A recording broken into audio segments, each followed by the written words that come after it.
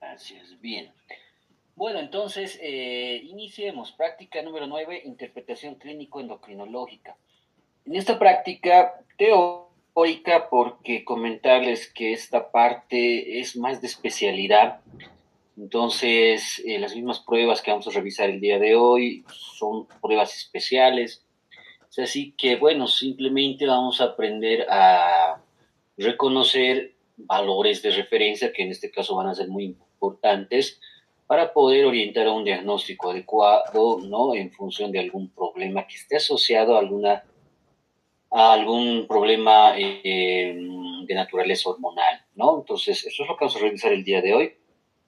Y por esa razón no está previsto realizar un laboratorio, una práctica laboratorial, simplemente vamos a tener esta sesión teórica. Más bien lo vamos a reforzar con un poco de investigación. Ustedes van a generar un ensayo académico que ya les voy a ir explicando, se van a presentar la siguiente semana, ¿no? O cuando nos reencontremos directamente en el laboratorio. Bien, y de esa manera vamos a desarrollar esta sesión. Es una sesión corta, así que a lo mucho 1 hora, y luego, bueno, ya estarían disponiendo de su tiempo. La asistencia, 5 puntos, espero que ya hayan enviado a través del chat del Meet sus datos personales para el registro al final. El ensayo académico que les comentaba, 20 puntos. Este ensayo no se complica en muchos, no tiene una estructura compleja, es como llevar adelante una revisión, ¿no? Bibliográfica, generar un marco teórico referente, obviamente, a algunas de las patologías que vamos a revisar el día de hoy, pero haciendo más énfasis en la parte bioquímica clínica, ¿no? No tanto así, digamos, en la parte fisiológica, en la parte anatómica, porque no es necesario, ¿no? La materia es bioquímica y en consecuencia tenemos que darle ese énfasis, ¿ya? Un ensayo académico desde una perspectiva bioquímica sobre alguna patología que ustedes, o que vamos a ir mencionando a lo largo de esta presentación. Ese trabajo grupal, por grupos, lo van a presentar de forma manuscrita de 20 puntos, ¿no? El repaso, 10 puntos. El repaso, voy a volver, por favor, a generar, a armar nuevamente un cronograma y lo vamos a iniciar. Ya cada domingo, como habíamos ya coordinado, mil disculpas, en unas actividades los domingos que no me ha permitido poder darle ese inicio y prosecución de esas actividades, pero ya lo estoy terminando de elaborar, así que vamos a ponerlo en acción, ¿ya? Y voy a publicar las fechas y horarios. Mantenemos los domingos, como habíamos conversado, ¿no? De 9 a 9:15, 15 minutitos nada más, ¿listo? Por mientras, vayan revisando el material que se les está facilitando para que no se acumule también tanto, ¿no? En su momento. ¿Qué es lo que vamos a revisar el día de hoy? Los ejes, ¿no? Los ejes donde están presentes los sistemas de retroalimentación positivo y negativo de algunas hormonas. Bien, por ejemplo, el eje hipotálamo, hipófisis tiroides, hipotálamo, hipófisis adrenal, hipotálamo, hipófisis gonadal, el eje somatótropo, lactótropo y el metabolismo del calcio fósforo.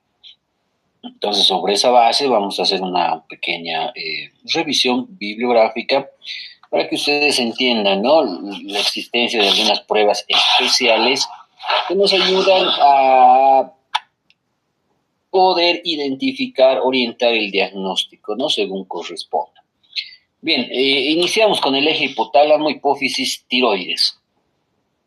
Bueno, inicialmente vamos a realizar un pequeño resumen de lo que ya he ido viendo a lo largo de estas sesiones teóricas, ¿no?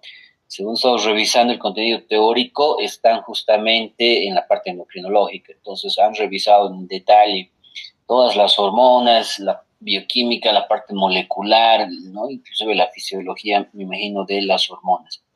Entonces no lo vamos a volver a repetir, pero sí algunos puntos que son relevantes que requieren ustedes recordar para poder después relacionarlo con la parte de bioquímica clínica, ¿bien?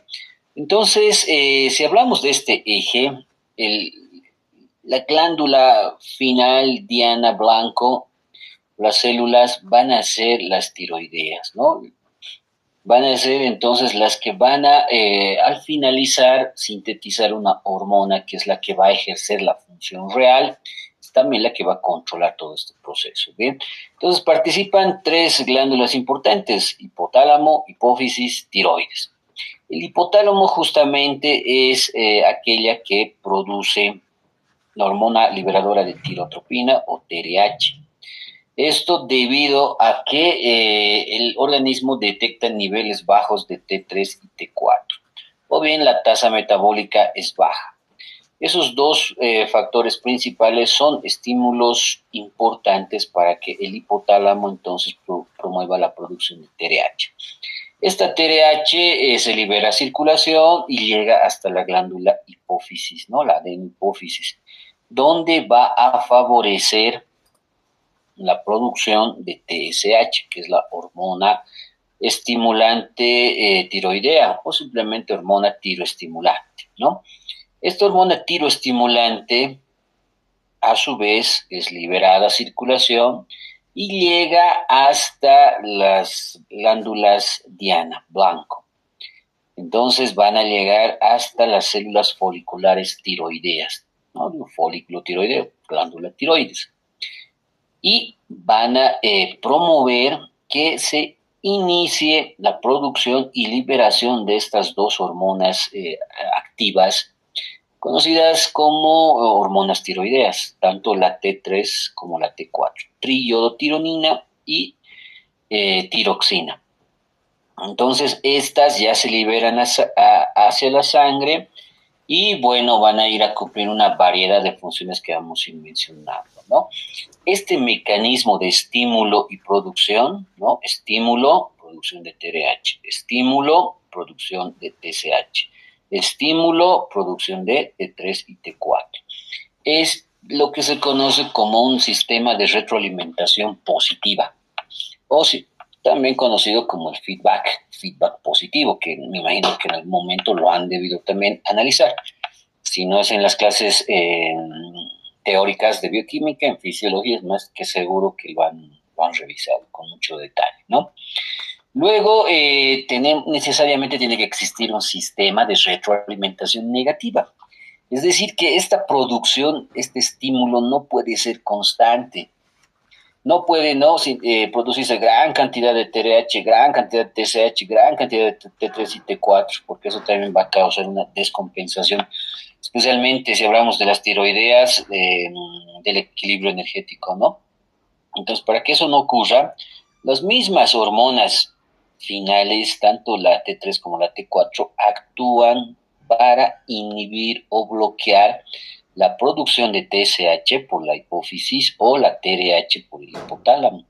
Entonces, esto es un sistema de retroalimentación negativa o feedback negativo.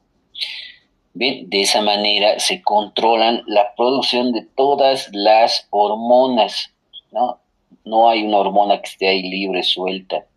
Siempre entra o está controlada, está regulada, está retroalimentada, ya sea mediante estímulo o ya sea mediante inhibición. Bien, ahí al lado se los dejo también las estructuras de las dos hormonas tiroideas, ¿no? En realidad existen cuatro, la T1, la T2, la T3 y la T4, pero solamente dos formas activas, que serían estas dos que vemos en pantalla, tanto la triiodotironina como la tiroxina, ¿no? La diferencia entre ellas es que una contiene 3 átomos de yodo, en cambio la otra tiene 4. Por eso también el denominativo en sus nombres, ¿no? T3 y T4. 3 y 4 haciendo referencia a la cantidad de yodos que están presentes en la estructura de estas hormonas. ¿Por qué son importantes? ¿Para qué se producen? Si analizamos un poco la estructura, ustedes se van a dar cuenta de que son hormonas hidrofóbicas, ¿no? O lipofílicas. Quiere decir que están o requieren unirse a proteínas transportadoras. No van a estar libres en sangre, o bueno, y si lo están, es en muy baja proporción. La mayoría se encuentra siempre unida a proteínas transportadoras, ¿no? Como la TB, o TBG, que es la globulina transportadora de hormonas tiroideas. Entonces, estas hormonas tiroideas son producidas para poder generar una variedad de efectos, ¿no? Aumentar la tasa metabólica basal, estimular la síntesis de la bomba de sodio y potasio, aumentar la temperatura corporal, estimular la síntesis proteica, aumentar el uso de glucosa y ácidos grasos para producción de ATP, estimular la lipólisis, potenciar acciones de catecolaminas, regular el desarrollo y crecimiento del tejido nervioso y hueso. Variadas, y en realidad es que son así, todas las hormonas usualmente tienen como células blanco, Diana, células diversas, ¿no? Son muy raras las hormonas que solamente se producen para que su efecto sea en una célula específica. No, muchas células pueden ser estimuladas y en función del tipo de célula que sea, obviamente cumplir una función específica, ¿no? Bien, ¿qué enfermedades están asociadas a la tiroides? Ahí están algunas, ¿no? Bocio, hipertiroidismo, hipotiroidismo, cáncer, tiroiditis. Entonces acá viene, se los dejo un listado justamente para que ustedes puedan elegir la patología y hacer el desarrollo de su ensayo académico de forma grupal, ¿no? Algún grupo utiliza o que querrá abordar bocio, otro hiper o hipotiroidismo, otro cáncer de tiroides, otro tiroiditis, ¿no? O bien otras patologías que vamos a ir mencionando más adelante. ¿Qué pruebas entonces en el laboratorio o al laboratorio tendría que solicitar para poder orientar al diagnóstico de algunas de estas patologías? Ahí está el listado, ¿no? Se puede solicitar, por ejemplo, la cuantificación de TSH, cuantificación de 3 y T4 en sus dos fracciones, total y libre, la TCI, y si fuera necesario, si fuera el caso, quiero descartar un problema de naturaleza autoinmune, pues tendré que solicitar la detección de ciertos anticuerpos que actúan como marcadores autoinmunes, ¿no? Entonces es justamente lo que vamos a ir desglosando. Bien, para cada uno de los marcadores vamos a revisar valores de referencia y ciertas consideraciones que ustedes deben tener, tomar muy en cuenta. Aquí aprovecho en solicitarles que refuercen la anamnesis, ¿no? La anamnesis es muy importante porque vamos a partir de esto recabar gran cantidad de información. En este caso se va a requerir porque las manifestaciones de las hormonas o aún alguna causa que produzca una alteración en los niveles de estas, no va a ser directamente afectada por, ¿no?, la presencia de ciertos fármacos, ciertos estados, ciertos factores de riesgo, ¿no? El embarazo, la lactancia, etcétera. Son factores que van a influir. Y si no tenemos esa información, esos datos, podemos hacer una mala interpretación, ¿no? Pero en caso de la TSH, la hormona tiroestimulante, su valor de referencia en sangre es de 0,5 a 4 microunidades internacionales por mililitro. Microunidades internacionales por mililitro. Valores menores a 0,1 provocan, o bueno, se asocian directamente a hipertiroidismo. Valores por encima de 4, más bien con hipotiroidismo. Bien, acá no hay un error, tal vez alguien se ha percatado, ¿no? Hiper, menor, hiper, mayor, hipo, parece incoherente, ¿no es cierto? Pero les voy a pedir que ustedes lo analicen, lo vean.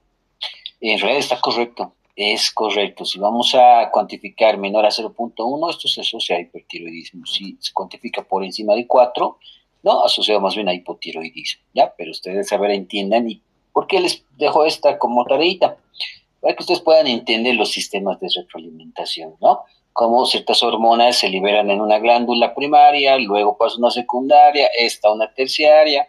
Entonces ese sistema de retroalimentación es importante entenderlo. Y, ¿no?, como les iba comentando, hay que tomar en cuenta ciertas consideraciones, ¿no? Los corticoides, por ejemplo, la dopamina, disminuyen los valores de TSH. Se incrementan más bien con la edad, ¿no? Especialmente como ahí se menciona, en pacientes, ¿no?, de la tercera edad, por encima de los 80 años, estos valores pueden estar bastante incrementados. La T3 y la T4, como ya les anticipaba hace un momento, existen dos fracciones. Una que es la fracción total. Esta fracción total es la que, o la T4 total, es la que involucra los cuatro, o perdón, las dos fracciones, ¿no? Es decir, la que está unida a las proteínas, proteína transportadora, la TBG, y la que está también libre en circulación. Y también se puede cuantificar la T4 libre, ¿no? Ahí están los valores de referencia, 4,5 a 12,5 microgramos por decilitro para el caso de la T4 total, y apenas la libre 0,8 a 1,7 nanogramos por decilitro. Imagínense cuánta diferencia hay. Al total, la mayoría prácticamente está unida a una proteína transportadora y apenas una pequeña porción se encuentra libre, ¿no? Por la naturaleza misma que tienen estas hormonas. En este caso, ustedes tienen que tomar en cuenta el consumo, ¿no?, de anticonceptivos orales, tamoxifeno, y el embarazo pueden incrementar la TBG, que es la TBG, ya en el momento les decía, es la globulina de unión a hormonas tiroideas. En otras palabras, ¿no?, la proteína transportadora de T3 y T4. En caso de la T3 ocurre algo semejante, ¿ya? Igual tenemos la total, así como también la fracción libre. Valor de referencia, lo tenemos ahí, de 60 a 180 nanogramos por decilitro para el caso de la T3 total, y apenas, imagínense esa cantidad, 130 a 450 picogramos por decilitro para la T3 libre. Son cantidades extremadamente bajas, bien bajitas, pero tan importante su producción que si no está presente o no se sintetizan, como lo vamos a ver más adelante, se asocian a ciertas enfermedades, ¿no? Lo propio por el caso de la T3, tienen que tomar en cuenta, ¿no?, el que sea recién nacido, el adulto mayor, ¿no?, pacientes con diabetes mellitus, ¿no?, pacientes que están sufriendo o hayan sufrido IAM, sepsis, cirrosis hepática, pueden presentar valores disminuidos por debajo de lo que hemos mencionado hace un momento y generarnos resultados falso positivos o falso negativos. También se encuentra disminuida durante el embarazo. Entonces, de esta manera, ustedes pueden interpretar estos valores, ¿no? Y finalmente la exploración inmunológica. Hay problemas como las tiroiditis autoinmunes que tienen justamente esa naturaleza autoinmune.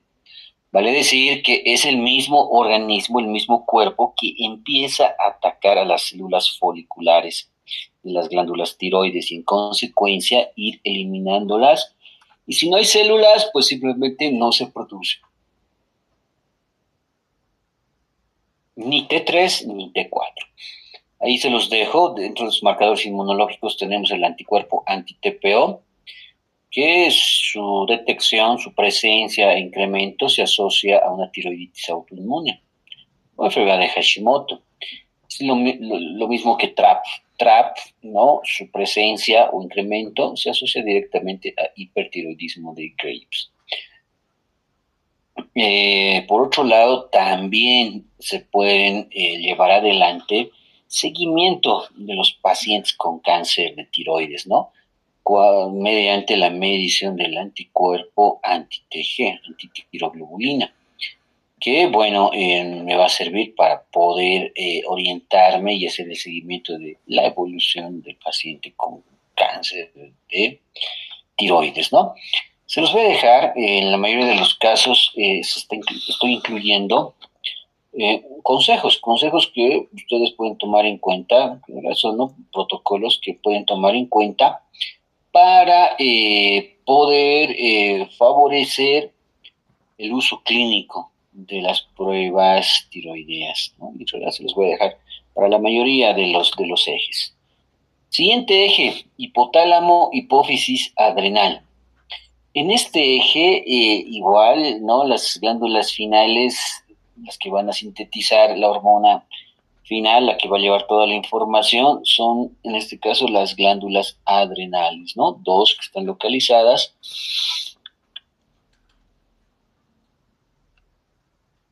Dos que están localizadas eh, por encima de los riñones, ¿no? Entonces, en el hipotálamo, en función de los estímulos que hayan, principalmente algunos estímulos externos, ¿no? Una enfermedad, por ejemplo, las mismas emociones, ¿no? Un estado quirúrgico, pues van a ser estimulantes importantes para que el hipotálamo empiece a secretar la CRH, que es la hormona liberadora de corticotropina. Esta hormona va a tener a su vez efectos sobre otra glándula hipófisis, ¿no? Y a través, digamos, de estas células favorecer la producción de la ACTH, hormona adrenocorticotrópica. Esta ACTH es entonces el producto que va a tener efectos sobre las glándulas adrenales para que empiece la producción de cortisol. Y el cortisol sería el producto entonces final de este proceso de regulación, que es el que va a ejercer ciertas funciones, ¿no? Además de que actúa como un inhibidor tanto del hipotálamo como de la hipófisis. Bien, ahí al lado se los dejo la estructura del cortisol. El cortisol es una hormona esteroidea, ¿no? Debido a la presencia del núcleo esteroideo, ciclopentano perhidrofenantreno, y otros radicales o cadenas que, bueno, a diferencia del colesterol, están mucho más o son mucho más hidrofílicas, ¿no? Entonces, este cortisol producido por las glándulas adrenales va a desarrollar diferentes acciones: degradación de proteínas, gluconeogénesis, lipólisis, resistencia al estrés, efectos antiinflamatorios, depresión de la respuesta inmune. Entonces, igual, son variados los tejidos, células que son sensibles al estímulo generado por el cortisol. Entonces, por la misma razón, van a generarse acciones diversas, ¿no? Tenemos dos problemas importantes: hipercortisolismo, hipocortisolismo, ¿no? La primera refiere a una sobreproducción de cortisol y la segunda más bien una deficiencia, ¿no? Un déficit en la producción de cortisol. Ahí tenemos sus principales enfermedades. Para el primer caso, enfermedad de Cushing, hipercortisolismo subclínico. Para el segundo caso, insuficiencia córtico-suprarrenal, enfermedad de Addison. Tienen otras opciones, 4 opciones en realidad, para poder elegir su temática del ensayo académico. Bien, entonces, ¿qué laboratorios vamos a pedir? Solicitar.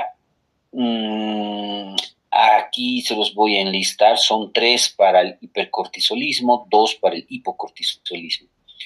En el primer caso, cortisol libre urinario CLU, se denomina CLU, CLU de 24 horas, el test de Nugent y el cortisol salival nocturno, ¿no? Si salen positivos estas pruebas, entonces pues orientamos a un posible hipercortisolismo. Y en su contraparte, pruebas como el cortisol plasmático matinal, el test de estimulación con ACTH, si fueran no reactivos positivos estas pruebas, pues orientar al diagnóstico más bien de hipocortisolismo. Bien. Bueno, vamos a revisar ahora los 3 primeros, bueno, en realidad todas las pruebas, los 3 primeros corresponderían para favorecer el diagnóstico de hipercortisolismo. Entonces tenemos el cortisol libre urinario de 24 horas, ¿bien? Es decir, determinar la presencia de cortisol en orina, pero una orina, no cualquier orina, sino que esta orina tiene que ser recolectada durante 24 horas, ¿no? La puede recolectar el paciente, la puede recolectar, ¿no? La enfermería o bien personal médico, no hay problema. Entonces, mucho va a depender del estado del paciente. El valor de referencia de cortisol en orina es de 100 microgramos al día. Y de esta manera, entonces, voy a orientar al diagnóstico de hipercortisolismo, ¿no? Bien, ¿qué es lo que se recomienda? Y eso también lo que tienen que tomar ustedes muy en cuenta. Que se realicen muestras seriadas. ¿Esto qué quiere decir? Que se vayan realizando múltiples mediciones, ¿no? Para poder comparar los resultados y diagnosticar adecuadamente. Ahora, eh, realizar un muestreo seriado no es complicado, se puede hacer de manera consecutiva, 10 consecutivos o a lo mucho, ¿no? Dos, dejar un día de por medio para poder realizar una segunda medición. Y con eso sí se incrementa la sensibilidad y la especificidad de la técnica y así tendré una mejor idea de lo que se puede o no detectar en orina, en este caso el cortisol libre, ¿no? Prueba de frenación con dexametasona, es lo que se conoce como el test de Nugent. Se puede medir el cortisol, pero bajo estímulo. Es decir, administrar un fármaco sintético, obviamente no natural, que estemos seguros y permita estimular la producción del cortisol, ¿no? Entonces, en este caso se administra 1 miligramo de dexametasona vía oral. Y miren, aquí tomar en cuenta el protocolo que nos dice 11 de la noche, para que el paciente luego del consumo de esta otra hormona pueda favorecer la producción de cortisol y esta se mantenga de forma constante, ¿no? Una concentración constante, de tal manera que al día siguiente, 8 de la mañana, pues se pueda realizar la toma de muestra y favorecer la medición del cortisol plasmático, ¿no? El valor de referencia, 1,8 microgramos por decilitro. Tómenlo en cuenta y espero sigan haciendo sus tablitas de valores de referencia. Consideraciones: valor aumentado por la carbamazepina, fenitoína, rifampicina, estrógenos orales. Son entonces algunos aspectos que ustedes tienen que tomar en cuenta para poder facilitar su diagnóstico. El tercero, para que nos permite realizar el diagnóstico del hipercortisolismo, sería el cortisol salival nocturno. Realizar 2 mediciones consecutivas, ¿no? Igual que la muestra entonces tiene que ser seriada, puede ser consecutivo, en este caso de preferencia, o bien no dejar por lo menos un día de por medio. El valor de referencia de cortisol salival es de 0,92 a 1,4 microgramos por decilitro. Entonces, ¿no? Entonces, el valor de referencia de este cortisol salival es de 0,92 a 1,4 microgramos por decilitro. Bien, entonces, en este caso, igual lo propio, la recomendación que se realice tomas de muestras seriadas, ¿no? De preferencia, así se incrementa la sensibilidad y la especificidad de la técnica para tener resultados más confiables. El cortisol plasmático matinal, ya apuntando al diagnóstico de más bien hipocortisolismo. Se puede detectar también el cortisol directamente en plasma sanguíneo, ¿no? Pero en la mañana, antes de que el paciente o la persona inicie sus actividades. En este caso, de 3 a 18 microgramos por decilitro. Acá tengo que hacer notar algo importante. El cortisol es una hormona que la vamos sintetizando de forma constante a través de distintos estímulos, ¿no? El estrés es uno de los estímulos más importantes, les comento. Por eso a un paciente, ¿no? Tomarle una muestra de sangre para poderle realizar la medición de cortisol al mediodía, 10 de la mañana, 3, 4, 6, 7 de la noche, no va a ser adecuado, no se debe realizar, porque en esas horas el paciente, pues, o la persona ha sufrido gran cantidad de estrés, ¿no? Trabajo, el estudio, tal vez la misma enfermedad, genera esta condición de estrés y en consecuencia los resultados no van a ser adecuados. Por eso, o bien se toma a primeras horas del día, o bien no en la noche, pero después de un cierto reposo del paciente, ¿no? Entonces, solamente de esa manera podemos considerar que creíbles, verídicos los resultados que se vayan a hallar de los niveles de cortisol. Psicotrópica.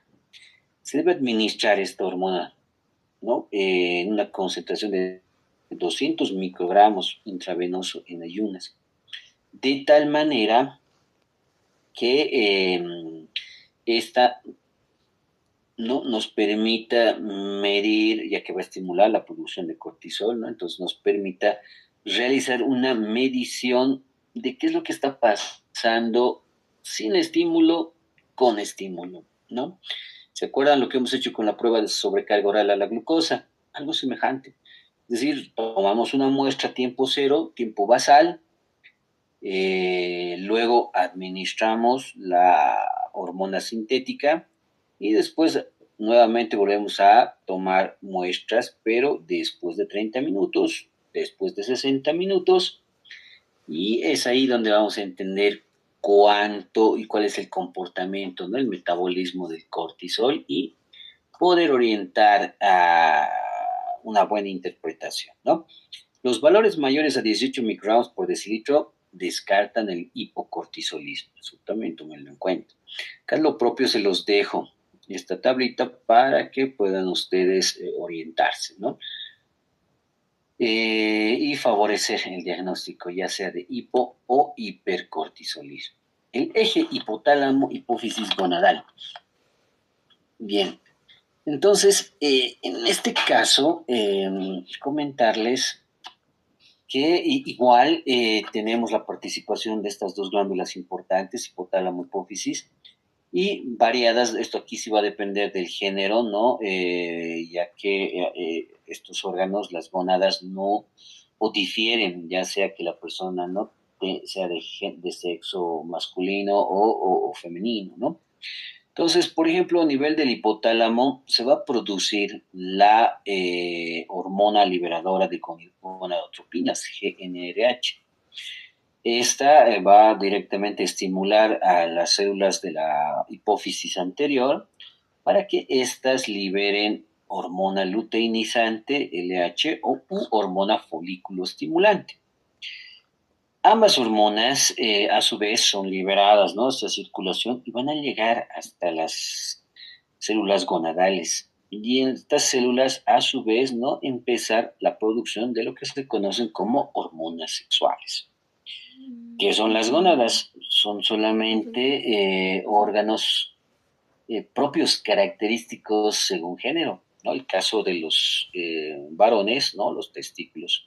El caso de las mujeres, los ovarios, que son los que van a producir estas hormonas sexuales, ¿no? Propias características de cada género.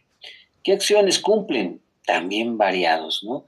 El estrógeno, la progesterona, por ejemplo, regulan el ciclo reproductivo femenino, la ovogénesis, mantienen el embarazo, preparan las glándulas mamarias. Variados, pero más relacionados obviamente a la fisiología femenina, que justamente son hormonas características propias de las mujeres, ¿no? La relaxina, algo semejante, porque también se va a producir bajo un estímulo tremendo en mujeres, ¿no? Ya que su acción final es aumentar la flexibilidad de la sínfisis púbica y dilatación del cuello uterino. Entonces, eso obviamente se va a estimular, el principal estimulante va a ser cuando ya se va a dar el inicio del proceso de alumbramiento, ¿no? La inhibina inhibe la secreción de la hormona folículo estimulante, una hormona importante porque es la que va a estimular la producción de las hormonas sexuales por parte de las gónadas, ¿no? La testosterona, en realidad todas las hormonas masculinas, ¿no? Testosterona y andrógenos. Van a regular la espermatogénesis, estimular el descenso de los testículos. Obviamente, acciones procesos fisiológicos propios, característicos del varón. Bien, en cuanto a los problemas, los más relevantes desde un aspecto clínico van a ser los hipogonadismos, tanto masculino como femenino. Es decir, una baja producción de estas hormonas sexuales va a generar una generación de glándulas de gónadas, ¿no?, que no estén adecuadas.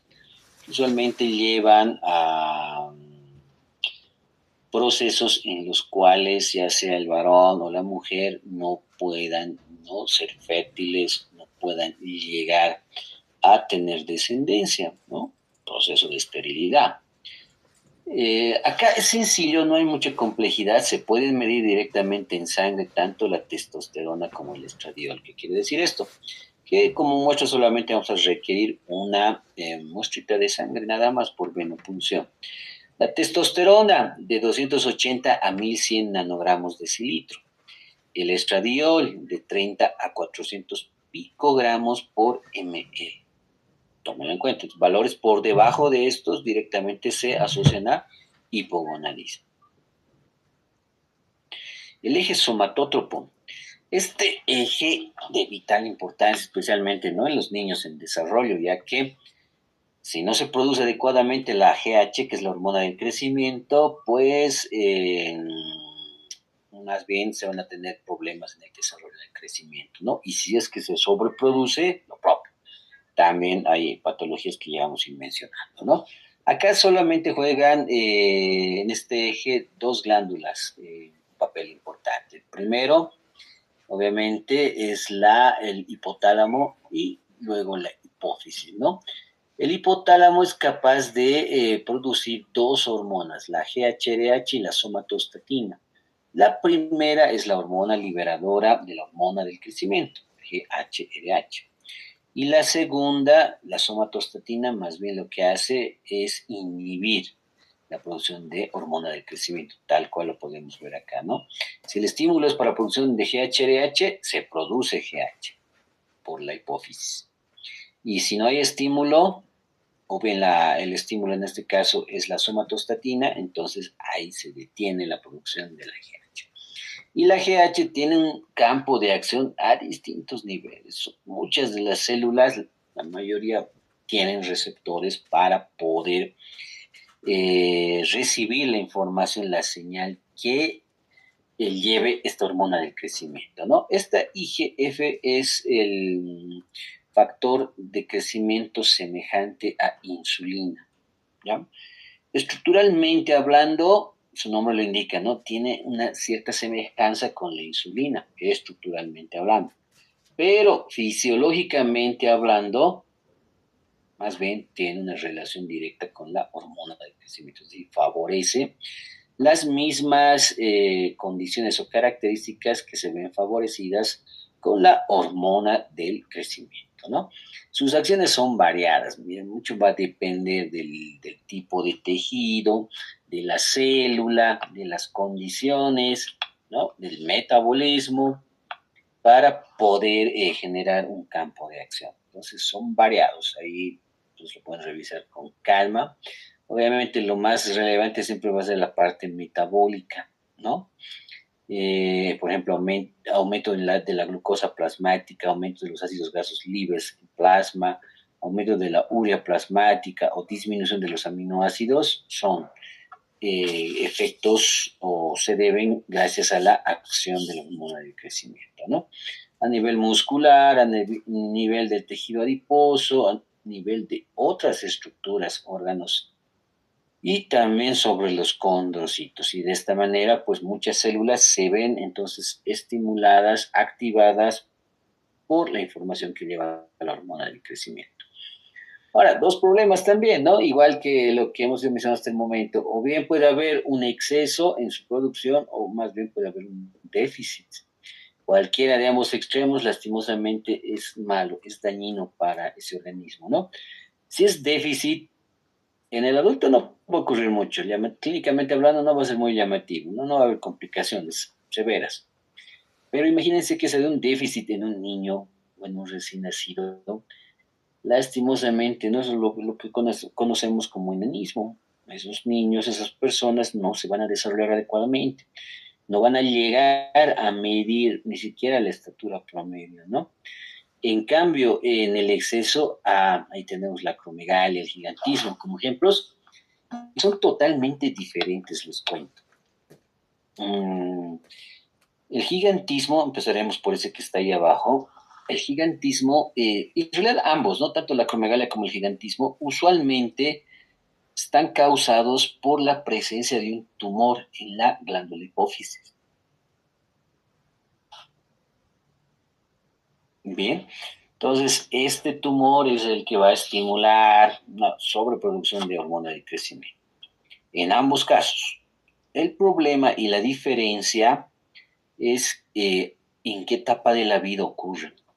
Si es durante la infancia o que haya nacido con ese problema, entonces se va a desarrollar el gigantismo. Bien, si más bien este tumor, esta sobreproducción de hormona de crecimiento ya se da en una persona adulta, la persona adulta no va a crecer ya pues verticalmente, imposible, ¿no? Pero empieza a ensancharse, sus huesos empiezan a crecer de forma ya no vertical, ¿no? Entonces ya sus manos empiezan a anchar, la cara, el tórax empiezan a anchar. Y en nuestro medio, no sé si lo han conocido, alguna vez lo han escuchado hablar alguna vez, ¿no? El Walter Tatake Kisber, justamente es un ejemplo, ¿no? De un paciente que ha desarrollado acromegalia, ¿no? Porque su patología se la ha manifestado ya siendo un adulto, ¿no? Ya habiendo terminado su proceso de desarrollo. Dos pruebas podemos utilizar para el diagnóstico, un test de estimulación y un test de frenación. Bueno, tienen, ¿no? su mecanismo, su importancia para poderlo realizar. Test de estimulación, por ejemplo,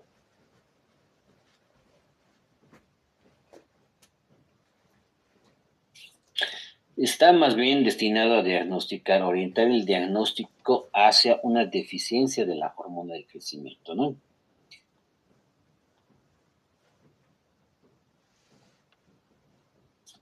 Bien, entonces es una pruebita larga, puede durar entre 2 a 5 horas. Por vía intravenosa se debe administrar un fármaco que vaya a estimular la producción de hormona de crecimiento por la hipófisis, ¿no? Por ejemplo, corticosteroides, hormonas sexuales van a ser estimuladores para que se empiece a producir esta hormona del crecimiento. Entonces, lo que se considera normal es de 5 a 10 nanogramos por mililitro. Valores por debajo de eso, obviamente ya van a estar asociados a una deficiencia de hormona del crecimiento. El test de frenación. Por otro lado, bueno, esto más bien nos ayuda a poder diagnosticar si se trata de gigantismo o acromegalia, ¿no? Lo propio, acá se realiza una prueba que tiene un parecido procedimental semejante a la prueba de sobrecarga oral a la glucosa, que lo hemos realizado ya con todos, ¿no es cierto?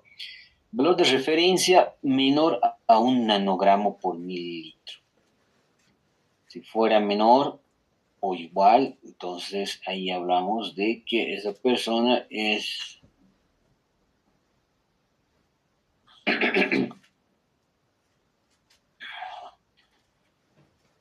entonces vamos a disculpen un segundito por favor.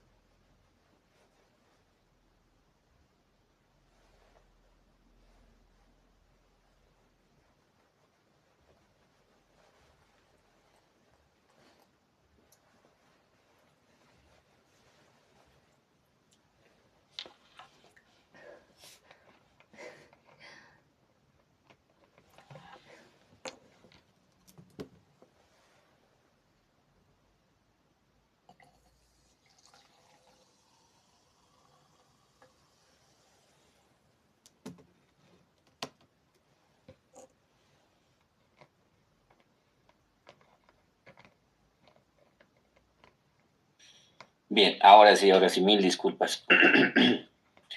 Bueno, como les iba mencionando, entonces,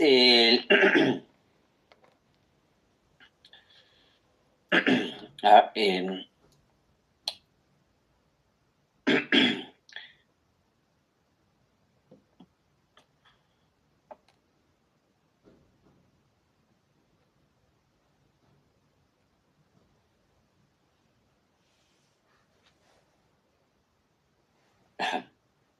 disculpen, mil disculpas, ahora sí. Bien, entonces, como les iba mencionando, entonces hay que considerar que hay ciertos fármacos que van a estimular la producción de la hormona del crecimiento y ¿no? detectarlos posteriormente. Entonces, el valor de referencia 5 a 10 nanogramos por mililitro. Si fuera menor a esto, directamente no se asocia a una deficiencia de hormona del crecimiento. Es obviamente en función de las características de la persona del paciente, pues se puede pronosticar ¿no? cómo va a ser su desarrollo y obviamente empezar a suplementar con hormona del crecimiento sintético, ¿no? El test de frenación, especialmente por el diagnóstico del opuesto, ¿no? Cuando hay una sobreproducción de hormona de crecimiento, casos de gigantismo o acromegalia. Se realiza una prueba semejante a la prueba de sobrecarga oral a la glucosa que ya hemos realizado, ¿no? Obviamente ahí lo que se va a medir ya no es la glicemia, lo que se mide es la hormona del crecimiento, pero el procedimiento es semejante. Bien, entonces se realiza una toma de muestra basal de la hormona del crecimiento, es decir, en ayunas, ¿no? Se toma la muestra y obviamente se va a determinar.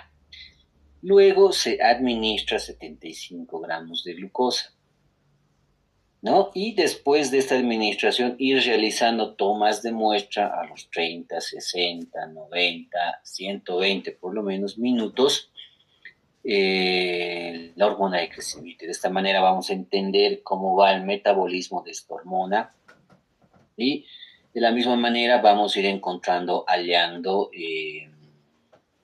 una curva que nos va a permitir interpretar el resultado, ¿no? Acá se puede considerar un valor de referencia menor a 1 nanogramo por mililitro. Si se supera esta cantidad, pues directamente no se asocia a estos problemas, gigantismo o acromegalia. El eje lactótropo. Bien, en este caso, bueno, este eje por lo menos está más direccionado a lo que ocurre en mujeres, ¿no? Debido a que es el género que se encarga de desarrollar una nueva vida, ¿no? Un feto, un neonato, y a partir de esto favorecer su alimentación, ¿no? A través de la lactancia. Entonces, este eje lactótropo se va a ver favorecido, ¿no? Debido a que el hipotálamo, ya sea a través de estas hormonas, ¿no? TRH, péptido inhibidor vasoactivo, puedan liberarse y estimular a la glándula hipófisis la producción de prolactina. Esta prolactina, a su vez, ¿no? tener como glándulas finales, glándulas blanco, a las glándulas mamarias, las mujeres. ¿No? Y de esta manera, pues, que las glándulas mamarias tengan el estímulo para que se inicie la producción, la biosíntesis de la leche materna, ¿no? Que va a ser importante durante el proceso de lactancia, ¿no? Pueden haber entonces algunos otros factores que van a estimular o bien van a detener esta producción. El estrés, por ejemplo. El estrés es un factor importante, estimulante, potente estimulador para la producción de leche en las mujeres. Los estrógenos, ¿no? El embarazo, lo propio. Entonces van a ser estimulantes, pero esta vez a nivel de la hipófisis para la producción de prolactina y posteriormente pues estimular la producción de leche por las glándulas mamarias. Y luego también, y la más importante de estas, que eh, eh, el proceso mismo de succión que realiza el recién nacido, ¿no? Es tal vez el más importante estimulador para que la madre empiece la biosíntesis de la leche materna, ¿no? Ese proceso de succión del pezón es el que va a provocar, ¿no? Que al final las mismas glándulas mamarias, por un proceso de retroalimentación positiva, empiecen a producir gran cantidad de leche, ¿no? Y por eso es lo recomendable, ¿no? Que apenas el neonato llegue directamente, ¿no? Empiece el proceso de succión, de amamantamiento. Inicialmente, obviamente, no lo que el neonato consume no es leche, sino es un líquido denominado calostro. Creo que es muy rico en proteínas, especialmente inmunoglobulinas del tipo IgA, que van a actuar como defensas naturales que le van a servir al neonato contra la agresión de posibles patógenos, ¿no? Y a medida que va realizando la succión, pues este va a ser un estímulo importante para que más adelante sí se vaya realmente produciendo la leche, ¿no? Bien, ¿qué problemas existen? Un exceso de secreción de prolactina en mujeres. En casos, por ejemplo, como la galactorrea, irregularidad menstrual, infertilidad, y en varones también puede ocurrir, ¿no? Por un caso de hipogonadismo. Entonces, de esta manera, podemos nosotros solicitar la medición de la prolactina en sangre, ¿no? Esta prueba se conoce como prolactinemia. Siempre tomar en cuenta consideraciones donde obviamente estos valores van a estar incrementados, en caso del embarazo, drogas antipsicóticas, enfermedades renales, hepáticas, hipotiroidismo, acromegalia. Los valores de prolactina en sangre pueden estar incrementados. Entonces, ahí es importante el tema de la anamnesis, ¿no? Conocer lo más que se pueda para hacer una buena interpretación. Valores de referencia de prolactina en sangre de 150 a 200 nanogramos por mililitro. Existen isoformas como la monomérica, dimérica y la macroprolactina, que es la que usualmente se detecta, ¿no? Bien, entonces de esta manera se puede entonces orientar al diagnóstico de una hiperprolactinemia o hipoprolactinemia en función de si los valores están por debajo o por encima de los valores de referencia. Lo propio, ahí se los dejo la tabla complementaria para que puedan ustedes revisar con calma. Y finalmente, el metabolismo del calcio-fósforo. Esto el día de hoy también lo hemos revisado con un poquito más de detalle en las teóricas y el día de ayer también lo han debido revisar. Así que solo voy a incluir esta diapositiva que resume todo lo que se ha revisado en las teóricas de ayer y el día de hoy, donde no van a jugar un papel importante las células paratiroideas, las glándulas paratiroideas, ¿no? Estas células principales son las que se encargan de producir la PTH, que es la hormona paratiroidea. Esta hormona paratiroidea tiene blanco de acción en distintas líneas celulares, ¿no? En función de tipo de línea celular que se trate, va a existir un comportamiento diferente en cuanto al metabolismo del calcio. Bien, son varios entonces los tejidos que tienen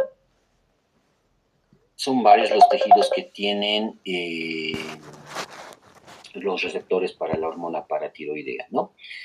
Tres vamos a mencionar acá importantes, que son las células que conforman los túbulos renales, los osteoclastos en el hueso y las células epiteliales duodenales, ¿no? Porque juegan un papel crítico en cuanto a la absorción, excreción y resorción del calcio. Las células del túbulo renal, por ejemplo, cuando están estimuladas por la hormona PTH, lo que van a hacer es favorecer la absorción del calcio del líquido filtrado por el glomérulo renal, ¿no? Nuevamente de este líquido que va a dar origen a la orina hacia la sangre. Entonces hay una reabsorción de calcio. Bien. Luego, en el hueso, ¿qué es lo que ocurre? Los osteoclastos. Los osteoclastos son los que tienen los receptores de PTH. Estos osteoclastos, una vez estimulados por la presencia de PTH, van a provocar que empiecen a degradar el hueso con la finalidad, ¿no?, de degradar los cristales de hidroxiapatita, que son las formas en las cuales no se encuentran tanto el calcio como el fósforo. Y de esta manera favorecer que del hueso se libere el calcio hacia la porción intersticial, ¿no? Inclusive llegar a la sangre, ¿no? Causar un estado entonces de hipercalcemia. Bien. Y por último, importante, ya pero a nivel renal, ¿no? Los renocitos contienen la hormona o los receptores para PTH y estos, al recibir el estímulo de la PTH, van a favorecer la producción de las formas activas de la vitamina D.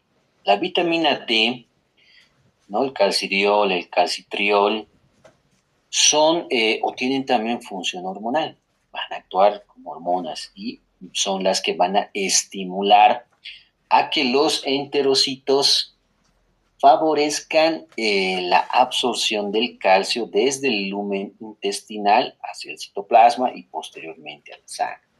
Entonces ahí se promueve mayor absorción del calcio y en consecuencia, ¿no?, en algunos casos estamos almacenando calcio y en otras estamos favoreciendo que este calcio libre esté pues presente en sangre. Bien, ese es un sistema o mecanismo endocrino. ¿Eso qué quiere decir? Sistémico, ¿no? Es decir, a largas distancias. Las glándulas paratiroideas, por ejemplo, ¿no?, se localizan a nivel cervical. Imagínense la distancia que tiene que recorrer la PTH para llegar a un túbulo renal, para llegar hacia los huesos, a los osteoclastos de los huesos, para llegar al riñón, ¿no?, y posteriormente estimular a los enterocitos. Entonces, ese recorrido, ese camino que realizan las hormonas, largo, se conoce como un mecanismo endocrino. Pero también se puede observar un mecanismo paracrino o autocrino. ¿Qué quiere decir? Que autocrino cuando el efecto de la hormona es en la misma célula, auto, paracrino en una célula vecina. Es característico, les comento, de los condrocitos. Los condrocitos pueden producir no la PTH, pero sí una proteína semejante a la PTH. Y esta proteína, al tener semejanza estructural con la PTH, puede unirse a los receptores de PTH. Y eso favorecer entonces que en el cartílago también ocurra mayor absorción de calcio, ¿no? Importante para también mantener las características propias de estos tejidos, ¿no? Y de esta manera entonces estaríamos revisando y entendiendo el comportamiento, que es lo que ocurre cuando se presentan patologías debido a una o bien sobreproducción o bien deficiencia de ciertas hormonas, ¿no? Bueno, el día de hoy sería hasta acá la revisión. Si ustedes tuvieran alguna pregunta, adelante, por favor. Adelante, adelante.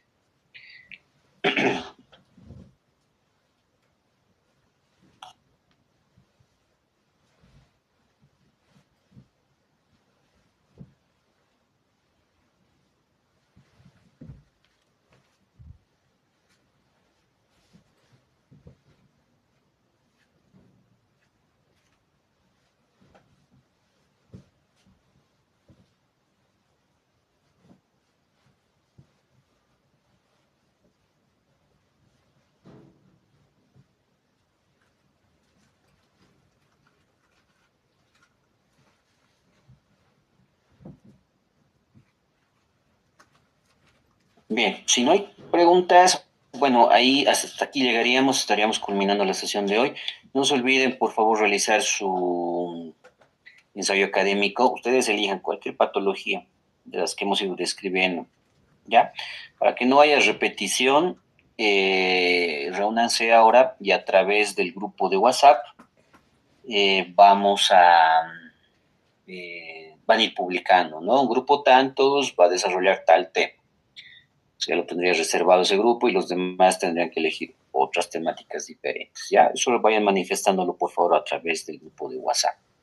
Y de esa manera, entonces, van a ir avanzando su ensayo académico. La estructura, el formato, no tiene, digamos, nada fuera del otro mundo. Obviamente van a iniciar con una carátula portada académica, luego vendrá la introducción, luego el desarrollo, las conclusiones y la bibliografía. Y listo, con eso ya se termina su ensayo académico, no tiene mayor complejidad. Ya, lo que sí les voy a pedir es que hagan énfasis más en aspectos bioquímicos, no tanto anatómicos, no tanto fisiológicos, sino el núcleo de este ensayo necesariamente tiene que tener tópicos relacionados a la bioquímica, ¿no? Porque es nuestra cátedra. Bien, ese detallito se va a valorar mucho en el producto que vayan a presentar la siguiente semana. Otro aspecto que quería comentarles es que la siguiente semana también tienen que presentar su informe, ¿no es cierto? De anterior práctica. Les voy a pasar, hoy mismo les voy a pasar el casito clínico para que lo desarrollen. El formato es el mismo, solamente me queda pasarles el casito clínico y con eso ya ustedes complementan. ¿Bien? Luego, la siguiente semana, vamos a ver, esperaremos que nos llegue la guía práctica y en función de eso nos vamos a organizar para el desarrollo de la práctica, ¿no? Si va a ser teórica inicialmente o entramos directamente al laboratorio. Pero para la siguiente práctica es agua, es soluciones, no, es agua corporal total. Entonces, agua corporal total en el laboratorio no lo podemos determinar, les comento.